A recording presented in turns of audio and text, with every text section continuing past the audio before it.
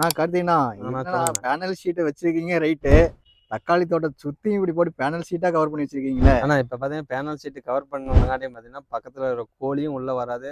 நமக்கு இங்க வந்து பாத்தீங்கன்னா பெருக்கம், இந்த மாதிரி பெருச்சாளி, இது மாதிரி எலி தொந்தரவுலாம் நிறைய இருந்துச்சு.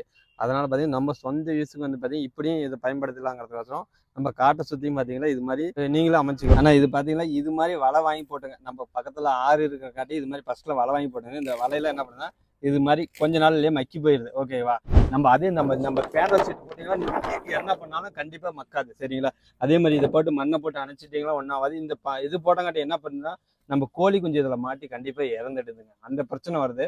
நீங்கள் இதை இப்போ தயவு செஞ்சு பார்த்தீங்கன்னா இது மாதிரி வலை போடாதீங்க. சரிங்களா?